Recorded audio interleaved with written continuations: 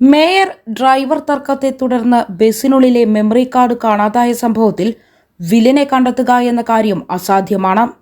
ഡിപ്പോയിലെ ജീവനക്കാരെ ചോദ്യം ചെയ്യാൻ ഒരുങ്ങുമ്പോഴും പോലീസിന് സംശയങ്ങൾ ഏറെയാണ്. KSRTC തിരുവനന്തപുരം ഡിപ്പോയ്ക്കുള്ളിലെ CCTV ദൃശ്യങ്ങൾ പരിശോധിക്കും. മെമ്മറി കാർഡ് എടുത്തുമാറ്റിയത് തിരുവനന്തപുരം സെൻട്രൽ ഡിപ്പോയിൽ നിന്നാണ് എന്ന പ്രാഥമിക നിഗമനത്തിലാണ് അന്വേഷണ സംഘം. എന്നാൽ അതിനപ്പുറത്തേക്കും സാധ്യതകളുണ്ട്. യൂണിവേഴ്സിറ്റി കോളേജിന് മുന്നിലാണ് എല്ലാം നടന്നത്.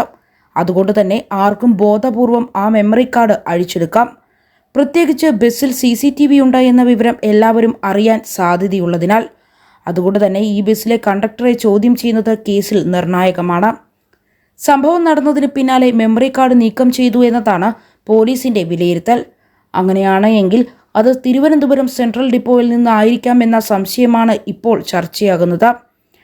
ഡിപ്പോയിലെ ജീവനക്കാരെ ചോദ്യം ചെയ്യുന്നതിലൂടെയും CCTV ദൃശ്യങ്ങൾ പരിശോധിക്കുന്നതിലൂടെയും ഇതിൽ വ്യക്തത വരുമെന്നാണ് ഇവർ പ്രചരിപ്പിക്കുന്നത്. എന്നാൽ ഇതിനു മുമ്പ് തന്നെ മെമ്മറി കാർഡ് നഷ്ടപ്പെടാൻ സാധ്യത ഏറെയാണ്. കൃത്യമായി അറിയുന്ന ഒരാളാണ് ഈ മെമ്മറി കാർഡ് അഴിച്ചു മാറ്റിയിട്ടുണ്ടാവുക എന്നാണ് വിലയിരുത്തൽ. ബസ്സിലെ കണ്ടക്ടർ മുതൽ ആർക്കും അതിന് സാധിക്കും. എന്നാൽ ഈ മോഷണക്കേസും യദുവിലേക്ക് എത്തിക്കാനും ശ്രമമുണ്ട്. ഇതിന് സാധ്യതയും സാഹചര്യവും കുറവാണ് എന്നതാണ് വസ്തുത.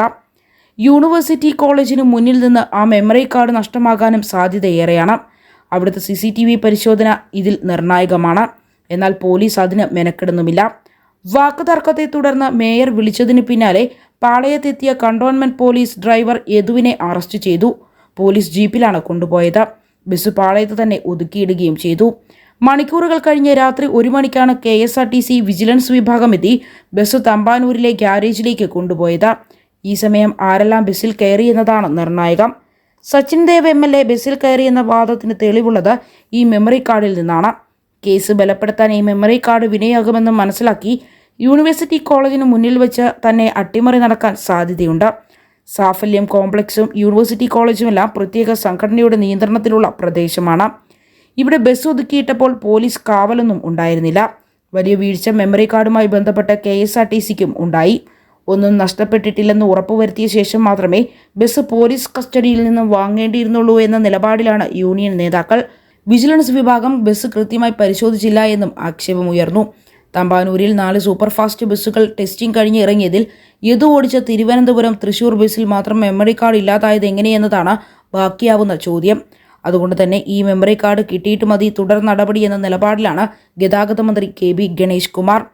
KSRTCയുടെ ആഭ്യന്തര അന്വേഷണവും ഇക്കാര്യത്തിൽ തുടരുകയാണ്. ഇതുമായി ബന്ധപ്പെട്ട് കഴിഞ്ഞ ദിവസം ഫോറൻസിക് സംഘം KSRTC ബസ് പരിശോധന നടത്തിയിരുന്നു. അതിന്റെ ഫലം കൂടി കാത്തിരിക്കുന്നുണ്ട് അന്വേഷണ സംഘം. അതേസമയം മെമ്മറി കാർഡ് കാണാത്ത പശ്ചാത്തലത്തിൽ മേയർ കൊടുത്ത പരാതിയിൽ അന്വേഷണം എങ്ങനെ മുന്നോട്ടു പോകുമെന്ന സംശയത്തിലാണ് കണ്ടോൺമെന്റ് പോലീസ് ഉള്ളത്.